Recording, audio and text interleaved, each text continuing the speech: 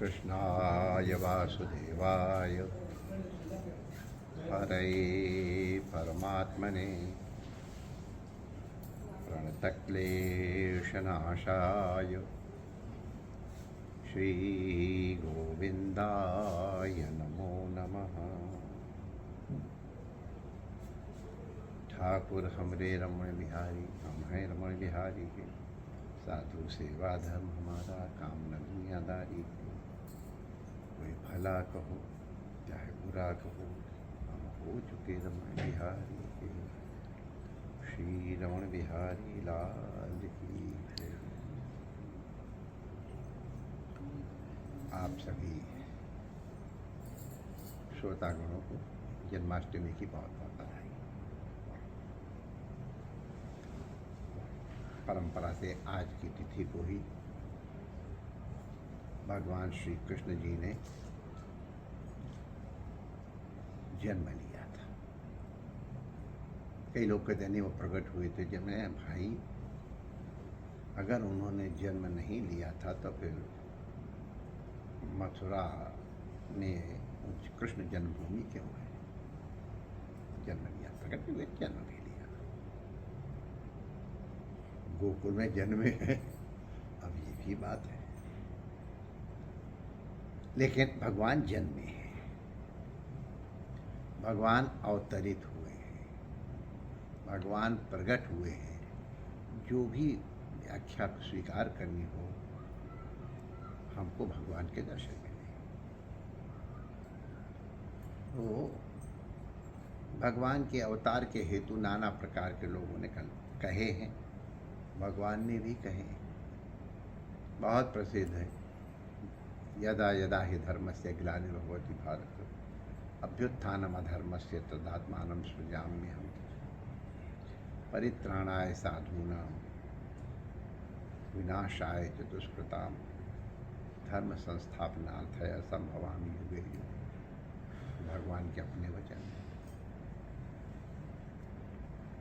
लेकिन भगवान अन्य स्थल पर कहते हैं, तुम सादृशे संत प्रिय मोरे देह धरो नहीं आने देंगे। ये अपने खास भक्त से भगवान के वचन हैं कि देखो, मैं तुमको सच्ची सच्ची बता रहा हूँ, मेरे अवतार लेने की कोई ज़रूरत नहीं है। तुम्हारे जैसे भक्त हमको अत्यंत प्रिय हैं, केवल तुम्हारे लिए ही मैं प्रकट हूँ। सो केवल, केवल मान लें, उसके अलावा कोई हेतु नहीं है। सो केवल संतन के हित लागे, भक्तन हित लागे। केवल संतों के लिए, भक्तों के लिए तन धारण करते। धर्म की अभिवृद्धि के लिए, अधर्म के इसके लिए, दुष्टों के नाश के लिए भगवान को इतना प्रयास करने की आवश्यकता नहीं। संकल्प मात्र से उनकी सृष्टि होती है। तब बन बन भटकना, सीता के वियोग में रोना, शत्रु के डर के मारे भाग जाना, पहाड़ से कूद पड़ना, गुलजा खा करके रोना, सोटी देख करके घबरा जाना, मक्खन चोरी करना, ये सब क्या लीला है? तो हम भगवान के इन वचनों की दृष्टि से इनका विचार करेंगे। सो केवल भक्तन ही दिखाए, केवल भक्तों के लिए भगवान जन्म लेते हैं। अवतार काल में भगवान अपने सानिध्य से अनुग्रहित करते भक्तों। वही सौभाग्यशाली भगवान की लीला में सम्मिलित हो सकते हैं, भगवान की जिनकी कृपा होती है। बहुत प्रसिद्ध है, भगवान ने बंसी बजाई थी, खुलेआम भेजी थी, लेकिन किन्होंने सुनी? वही जिनको भगवान चाहते थे। भगवान की लीला हर जगह प्रकट हो रही है, भगवान हर जगह है, लेकिन वही जिनका हृदय भगवान के साथ अट्यून्ड है, एक है वही उस धर्म को कर सकता है। जैसे टीवी के सारे सीरियल्स इस समय यहाँ चल रहे हैं, जाने कितने सीरियल चल रहे हैं, लेकिन हम जहाँ अपने यंत्र को ट्यून करेंगे वही हमको दिखाई पड़ेगा। तो जिनकी ट्यूनिंग भगवान के साथ थी उनको सुनने को मिल गई और वो भगवान का निमंत्रण स्वीकार करके पहुंच गए और आज का आनंद भगवान से खेलने का। भगवान ये लीला भक्तों के कल्याण के लिए करते हैं।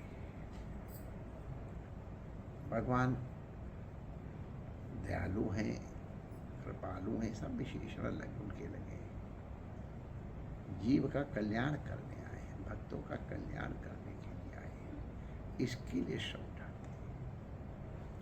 तो ये भगवान की लीलाएं भगवद रूप ही है।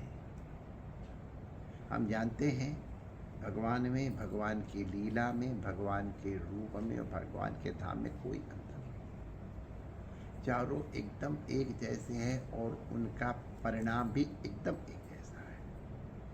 धाम का सेवन करो, नाम का सेवन करो, लीला का सेवन करो, रूप का ध्यान का सेवन करो, सब बराबर फल देने वाले हैं। तो भगवान लीला के माध्यम से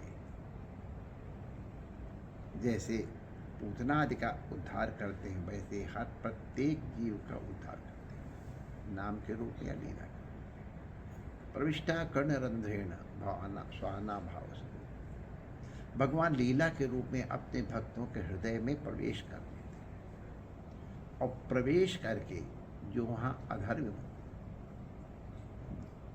यदा यदा ही जीव के भक्त के अंतःकरण में धर्म की ग्लानि होती है, कभी कभी साधारण अंतःकरण है, धर्म पराभूत होता है, तो अधर्म की भावनाएं बढ़ती हैं, तब उनके पवित्र भावों की रक्षा के लिए, साधु भावनाओं की रक्षा के लिए, साधु भावनाओं के संरक्षण के लिए भगवान प्रकट होते हैं लीला के रूप में। लीला के रूप में भगवान जब अंतःकरण में आते हैं तो भगवान का स्वभाव है धुनोति शमलम कृष्ण। कृष्ण जीव के अंतःकरण में आकर के उसके अंतःकरण के मैल को दूर करते हैं। कामादि क्रोध, कामादि दोष रहितम कुरु मानसम। कामादि दोष रहित करने के लिए भगवान अंतःकरण में आते हैं। माने अब इस रूप में यदा यदा ही धर्म से ग्लानिर्भवति का अर्थ लगा लें, भक्तों के हृदय में भगवान का प्रकट इस हेतु से होता है। अन्य किसी रूप में जीव का अंतःकरण का मल दूर नहीं कर सकता है। भगवान ही लीला के रूप में आते हैं। जब हम भगवान की लीला का ध्यान करते हैं, भगवान की लीला का श्रवण करते हैं, गान करते हैं, तो हमारा अंतःकरण भगवद रूप हो जाता है। जब भगवान के साथ हमारा अंतःकरण एक हो जाता है तो वहाँ काम क्रोध आदि विषयों का प्रवेश करने का अवसर ही नहीं रहता, कि मन का तो एक स्वभाव है, दो काम एक साथ कर ही नहीं सकते। अगर भगवान में लगा है तो संसार के विषय अगल बगल घूमते न कोई असर नहीं पड़ेगा। लेकिन ध्यान केवल इतना रखना है, भगवान तुम्हारे अंतःकरण में बैठे हैं, वहाँ चेयर एक है, केवल वहाँ एक ही जगह भगवान बैठेंगे। अगर तुमने किसी और को बैठा लिया तो भगवान को चेयर खाली करनी पड़ती है और जगह चली जाती। अगर हम राग द्वेष किसी से करते हैं तो हमने राग द्वेष करने वाले को चेयर दे दी तो भगवान बेचारे कहीं चले जाते। क्रोध किया किसी से, द्वेष किया तो भगवान चले जाते। तो हमारा कर्तव्य नहीं है, भगवान कहे महाराज जी आप बैठे रहो, आने दो इनको, आप जानो, आप काम जाने। तो अगर भगवान अंतःकरण में बैठे हैं तो फिर ये कामादि दोष नहीं आएंगे। जहाँ राम तहाँ काम नहीं, जहाँ काम तहाँ राम, ये हमारे ऊपर है। तो भगवान की लीलाएं सब भक्तों के लिए, लीला काल में कल्याण करने के लिए, आज भी जो हमारे लिए तो आज भी नंदोत्सव होता है। हमारे भागवत के विद्वान लोग भागवत में जब भी कृष्ण जन्मोत्सव होता है तो नंद के आनंद भय का गान करते लोग उसी तरह से दधिकांदो करते, उसी तरह से नाचते गाते हैं जैसे अवतार काल में नंदगांव में हुआ था। तो नंदगांव वहाँ प्रकट हो जाता है। लीला का ये महान स्वरूप है, महिमा है कि जब चाहो भगवान की जिस लीला को चाहो वहीं प्रकट कर लो। भगवान को प्रकट करने में तो सब शायद बहुत प्रयास करे, लेकिन लीला के रूप में भगवान को प्रकट करना भक्त के हृदय के ऊपर है, अंतःकरण के ऊपर है। तो भगवान प्रकट होते हैं अंतःकरण में जरूर भक्त, लेकिन अंतःकरण काम क्रोध आदि कंस इत्यादि रहते हैं, तो उनको दूर करने के लिए भगवान अंतःकरण से मथुरा से गोकुल में आते हैं। गोकुल माने गो माने इंद्रियां, कुल मान गए।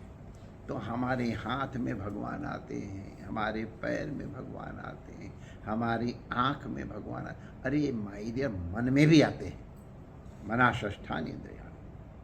तो अब भगवान गोकुल में अपने आप आते हैं।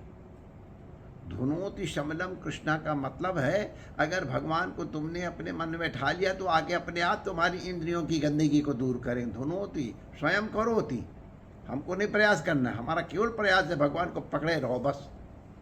अगर भगवान को पकड़े हैं तो भगवान स्वयं करोति। और अब विषय में मन ज़्यादा ध्यान दो, विषय तभी बाधक हैं जब भगवान से हमको दूर करें। लेकिन अगर भगवान हमारे साथ जुड़े हैं तो विषय भी कल्याण का रूप हो जाते हैं। अब बताओ, झूठ बोलना अब कोई, लेकिन अब ये एक अलग बात है कि लोग व्याख्या करते हैं, हम उसमें नहीं पढ़ते हैं। आप भगवान सब कहते भगवान झूठ बोले तो बोले, चलो क्या है, लेकिन किस लिए? सो केवल भक्त हित लागी। भक्तों के लिए भगवान अगर झूठ बोले तो जीव के कल्याण के लिए। भगवान क्रोध कर रहे हैं पूतना इत्यादि के ऊपर तो भी उनके कल्याण के लिए है। भगवान काम रूप में नाटक कर रहे हैं तो भी जीव के कल्याण के लिए है। तो जितने भी काम क्रोध आदि विषय हैं भगवान के साथ जुड़ जाने से मंगलमय हो जाते हैं। और चाहे कितने सात्विक गुण हों, अगर भगवान से दूर करते हैं तो वो फिर कल्याणकारक नहीं है। तो भगवान हमारे अंतःकरण में प्रकट हो करके हमारे पापों का, हमारी पाप भावनाओं को विनाश करें, हमारी सात्विक भावनाओं को उदय करें और हमारे हृदय में धर्म संस्थापन माने सात्विक कर्म करने की जो प्रेरणा है उसकी सामर्थ्य प्रदान करें। इसके लिए भगवान के लिए लीला का आश्रय आवश्यक है। इसलिए भगवान सो केवल भक्तन हित लागी, भक्तों के लिए भगवान का प्राकट्य होता है। आज तो बड़ी जोर से हम तो आज भगवान की प्राकट्य लीला जेल में होके आ गए। जेल वाले बड़े, आज जेल के अधिकारीगण भी आए हैं, बड़ा अच्छा लगा। तो भगवान जेल में प्रकट हो करके और बंधे हुए लोगों को मुक्त करते हैं। जेल में बंधे लोगों को मुक्त करने के लिए भगवान जेल में प्रकट होते हैं। तो भगवान आज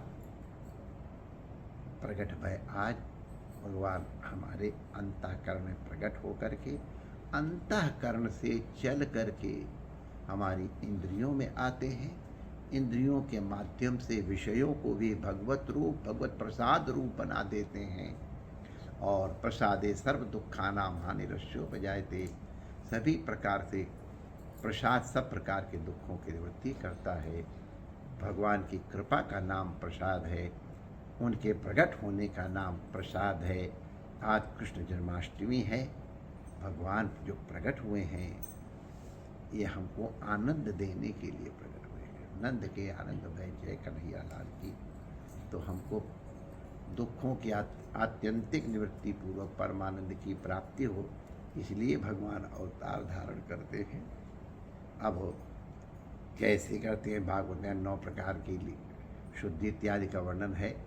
देखो ये सब अपने आप हो जाएंगी। अगर भगवान प्रकटेंगे ना तो अपने आप सब शुद्धियाँ अपने आप हो जाती हैं।